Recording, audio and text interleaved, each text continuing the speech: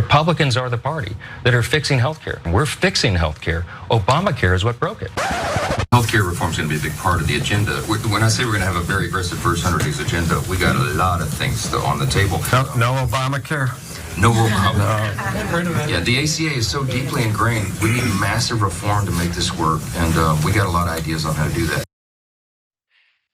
Yeah, so I don't know if it bothers you the same way that it bothers me. And it bothers, I think, a lot of people that really pay attention to politics, how like the ACA gets used to reference it in some cases, Obamacare in others. You're in favor of upholding, but perhaps refining the law in one case, and then it turns out, nope, so you've actually got nothing, because like he talked there about an aggressive 100 days, and I know that we're through the 100 days. You know how I know that we're through the 100 days? Because actually I counted them off. We're through a couple 100 days, and you all know how much better healthcare is now than it was before all of that.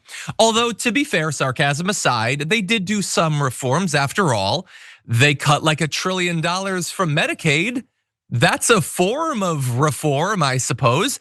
And now they're doing some more with the shutdown continuing, and one of the major negotiating sticking points being the continuation of these Obamacare subsidies. If they allow those to lapse, that would be reform, I suppose. Not necessarily the reform that they ran on or that most Americans would want, but it's a significant one. And understand, as we roll into this and we talk about the negotiating going back and forth between the Republicans in Congress on the one side and the Democrats that are pushing for these subsidies to be continued on the other side, 1/3 of Americans don't appear to know Obamacare and the ACA are the same thing. And like, it's been around for a really long time. Come on, America. What are you doing with yourself at this point? Like, you've had time. I'm not expecting that you should have known on day one, and every day new people enter into paying attention to politics that didn't used to, but you should know it at this point. But anyway, we're now 2 weeks, I think this is the 14th or 15th day of the shutdown. And here is how Mike Johnson is talking about the major sticking points, which I believe have been very clear, not only able to be articulated, but in fact have been articulated from before the shutdown even began. That said, he doesn't seem to know what's going on, saying the COVID era Obamacare subsidy that they're all talking about, that's supposedly the issue of the day, supposedly, doesn't expire until the end of December. And by the way, it is the Democrats who created that subsidy, who put the expiration date on it. They put an end date on it because they knew it was supposed to be related to COVID, and it's become a boondoggle.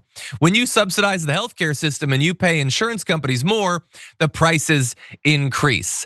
Yes, there are issues with pricing. There were issues with pricing which led to the subsidies, and the subsidies themselves don't even solve the problem and might have medium and long-term negative ramifications.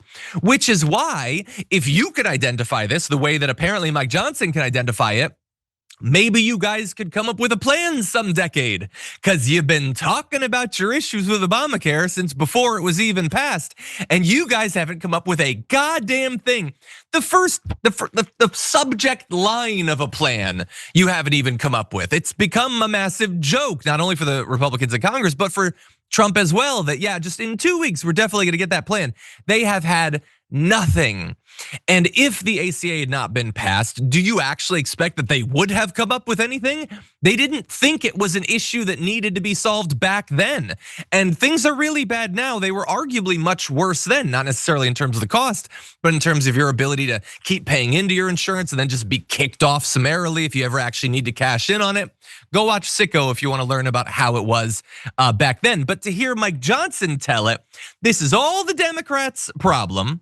And by the way, we could just fund the government now, and then in December, when the subsidies finally die, I'm sure we'll be really reasonable about it when we don't have to be and we don't need your vote.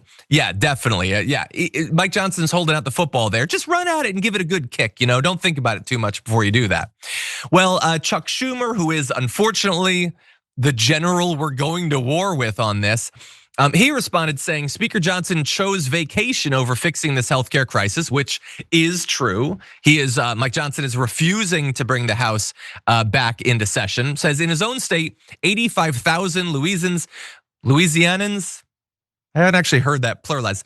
I'll say Louisans, will lose their health insurance and thousands will see their premiums skyrocket. That is true, but he's keeping the government shut down instead of fixing this. So that is true, although those numbers will likely be swamped by the number who will lose their health insurance as a result of the Medicaid cuts that Mike Johnson also champions. So, there's a lot of territory there to fight him on when it comes to healthcare.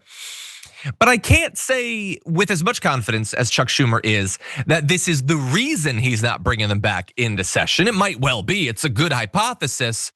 But we also know he really doesn't want those Epstein files coming out. And the second he brings the House back into session, the pressure will be on for him to swear in Adelita Grijalva. And so he really wants to avoid that.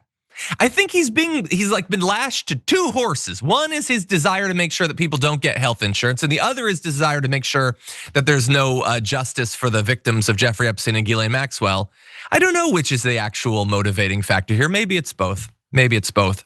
But anyway, while that's going on in the House, over in the Senate, the Republicans say they're not going to allow Democrats to keep calling up their own stopgap spending bill funding the government through the end of October, forcing votes only on the GOP-led alternative. Speaker Mike Johnson is continuing to keep the House out of session this week, and he argues Democrats will bear the consequences of closed agencies and most federal workers continuing to miss paychecks, which is, again, it's a hypothesis, and that could well come true. That isn't how the polling has been going so far 2 weeks into this, but it's possible. We should bear in mind, it seems very natural to say that since the Republicans control literally everything, if there is chaos, you should blame the people that are in charge. But we should also bear in mind that for people who have been paying attention to politics, why would you have any expectation of the Republicans to be responsible? They're arsonists. They're ready to just burn the entire thing down. You kind of expect the Democrats at least eventually to do the responsible thing. And so even though they have basically no power, it's possible that because they're the only ones that ever do anything right, that the people will place the blame onto them. We'll have to see. And so we'll see. Some Republicans apparently are pushing on Democrats to end the shutdown, saying that don't worry, like Johnson is doing, we'll be responsible in a month after you've lost all your leverage over us or whatever. Again, that seems like an insane bargain to strike. Why would you believe them after all this? That said, it is possible that Chuck Schumer and Hakeem Jeffries will start to feel the pressure, especially if those polls do start to shift and the Democrats begin to get blamed. The last thing they want is any inkling that the midterms are not going to go really well for them. So maybe they'll blink. I don't know. Now, they do think that they have like one more arrow in their quiver, which is that on November 1st, that will be the launch of open enrollment for Affordable Care Act insurance plans. The idea being that will put a spotlight on the issue for Americans, and they can really focus on the fact that prices are going to skyrocket. And one of the things they have sort of on their side is that prices are definitely going to skyrocket, and that is going to be a massive shock to the system. The issue is, do they get to November 1st? That would be 2 more weeks from now. That would almost match the longest shutdown in history. Johnson is saying that we're barreling towards one of the longest shutdowns in American history. The longest ever was 35 days. That was during Trump's first term. Bear in mind that Trump, I believe, already is now responsible for the majority of all of the days the government has ever been shut down in America. And he's only been president for less than 5 total years. So we've said from the very beginning, you get chaos when you bring in Donald Trump. And so this is another indication of it.